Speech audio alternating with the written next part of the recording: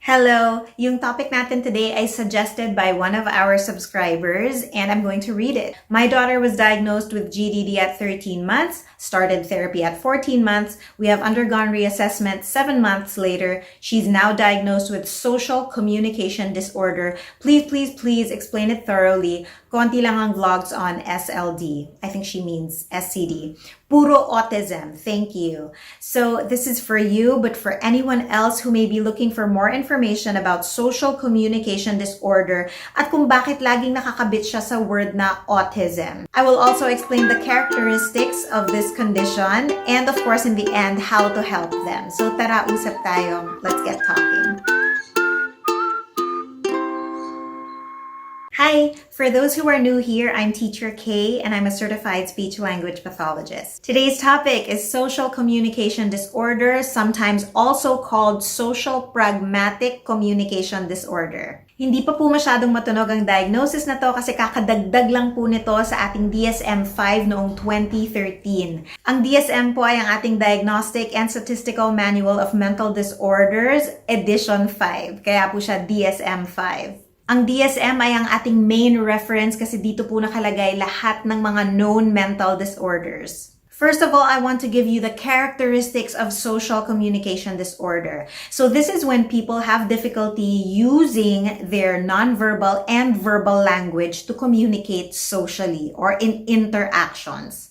So para mas klaro po yung definition na yan, iisa-isahin ko yung mga possible examples na nakikita sa mga taong may social communication disorder. So unang-una, some of the first signs could also be a speech delay. People with social communication disorder might start with showing some signs of having trouble learning language. Pero despite that, a lot of them eventually learn language as in nakaka-learn sila ng words. So nag-expand naman yung vocabulary nila, natututo silang gumawa ng phrases and sentences. So, nakakapagsalita naman sila, minsan nakakasagot, naiintindihan ka nila.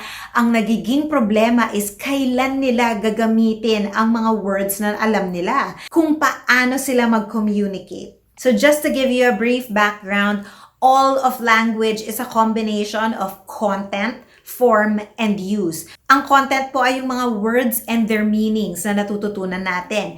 Yung form ay paano nabubuo yung mga words from sounds in a language at kung paano natin pagdidikit-dikitin at pagsusunod-sunurin ng tama ang mga words na yon para maging meaningful yung message. And the last is use. So ang use or ang pragmatics ay kailan natin ngayon gagamitin ang mga alam natin, in what situations, and how we control our facial expressions, our body, to convey a message. At dyan po nagkakaproblema ang mga taong may social communication disorder. So generally, preserved yung content and form of people with social communication disorder. Ang nagiging problema lang talaga ay yung gamit nito in social interactions. And that is why this cannot usually be diagnosed before 4 years old. You may start to see symptoms of this earlier, but from 4 to 5 years old and older, dun lang talaga natin mas matitiyak. Kasi it is at these ages na mas nagiging complex yung mga social interactions and expectations sa atin. So some of these include using proper greetings. For example, maglalaro sila. Usually, di ba, una nating sasabihin, hi, or how are you, or mag-hug kayo. Yun, walang hi, hello, diretsuhan, dun na agad sa paglalaro. So maaaring hindi nila naiintindihan kung bakit nag-use ng greetings at all. Dahil hindi okay ang grasp nila of abstract concepts like feelings and emotions, maaaring naaapektuhan rin ito ang kanilang pagkukwento. Overall, generally, nahihirapan sila to see other people's points of view. Something that is not literal to them. So for example, out of the blue, wala pang usapan, pero ang una niyang sasabihin, oo, sabi nga sa akin ni Mark na madumi yan. Tapos parang iniisip mo, saan ang galing yun? Una-una, sino si Mark? Tapos, anong sinabi? Wala naman akong sinabi. So, sometimes they assume na kung ano yung nasa utak nila, yun na rin yung alam ng kausap nila. So, medyo nahihirapan sila sa mga ganong cues. Baka rin mapansin nyo na mahilig siyang mag-interrupt ng mga conversation kasi hindi niya alam kung paano mag-take ng turns properly. Maaari ding hindi nila napapaltan yung use nila of their tone with different sets of people. Diba? We change our tone when we talk to our friends, and it's different when we talk to our parents, and it's different when we talk to our boss, for example. Baka sa gitna ng klase, tatayo lang siya at sabi niya, "Hoy, Miss, recess na ba?" Tapos hindi niya maiintindihan na, medyo bastos nung labas nun. Sabi ko rin that this affects non-verbal communication. So yung body language nila, minsan yung proximity, hindi nila alam kung anong tamang proximity kapag nakikipag-usap. So marami sa kanila, kunyari ito yung kausap nila, ganito sila kalapit, gusto nila sobrang lapit nila dun sa kausap nila. So diba, these are some cues na natututunan natin growing up, pero sila hindi nila napapansin yung mga bagay na ganon. Nahihirapan din yung mga taong may social communication disorder to understand jokes and also metaphors. So ibabalik lang din natin yan is because ang naiintindihan nila usually ay yung very literal. Yung mga jokes na mga, ano to? Pusit. Ano to? Oh, pusit. Baka sabihin niya, what are you doing? Baka hindi niya maintindihan na, ibig sabihin ko, opposite, and it's a play of words on pusit na mukhang octopus. Baka kailangan mo pang i-explain. So kung gumamit ka na ng metaphor, for example, yung kantang, "Baby, you're a firework." Baka sa kanya, paano siya naging firework? Tao siya. Now, let's talk about why it's always linked with autism. There are several reasons for this. One is because yung characteristics of social communication disorder ay maaaring sintomas din ng autism. Yung mga autistic po ay nahihirapan din sa social communication or the pragmatics of language. So, this makes social communication a symptom of autism. But does that mean they're the same? I-clarify ko lang, magkaiba po sila. And this is where it gets a little more complicated kung paano po siya hihimay-himayin at bakit hiwalay ang social communication disorder from ADHD, anxiety disorder, autism, intellectual disability, etc. Kasi marami po siyang comorbid or ibig sabihin na yung posibleng meron din siya noong isang condition and meron din siyang social communication disorder.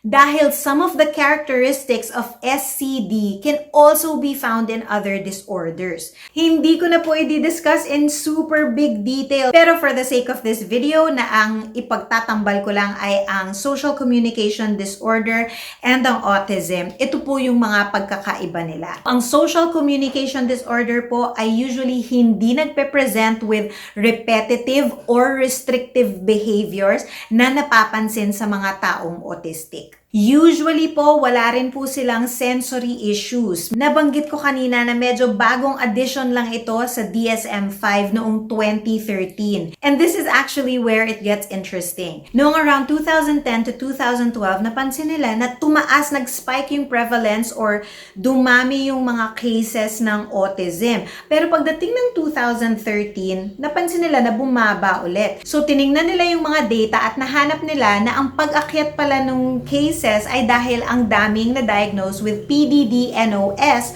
or Pervasive Developmental Disorder Not Otherwise Specified, which used to be a subtype of autism. Pero nung dumating nung 2013 at nagbago nga tayo ng edition of our DSM or our manual at hiniwalay na yung mga cases from autism and either nawala na yung mga ganong diagnoses or naging standalone diagnoses na sila. 22% pala of the former PDD-NOS cases were actually social communication disorders. Now, every diagnosis is super broad, na marami siyang sanga-sanga. But I will just stop there now because nabigay ko na yung main characteristics para mapag-usapan na natin how can we help someone with social communication disorder. So, dahil ang problem nga nila is they are very literal. Hindi sila masyadong makaintindi ng abstract or what is not precisely there. You know what will really help? Stories. Social stories or reenacting things with them and then asking them, how does that make you feel? O diba, if this happens, it will make you feel angry, it will make you feel happy. Para next time they encounter a similar situation, mapapaisip sila na, parang ito yung time na nangyari sa amin ni mommy, no? Tapos in-explain sa akin ni mommy na baka yung kalaro ko malulungkot kapag ito yung gawin ko. And then it will make them decide better. Huwag po tayong magsawa na i-explain sa kanila yung mga mas dapat or mas appropriate na behaviors. So always model what you want them to do.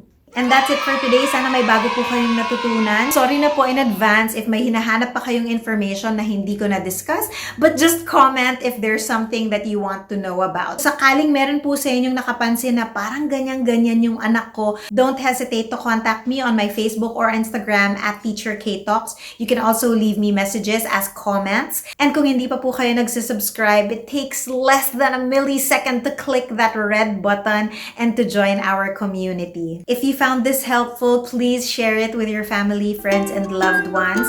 And hanggang sa muli, happy talking and mabuhay!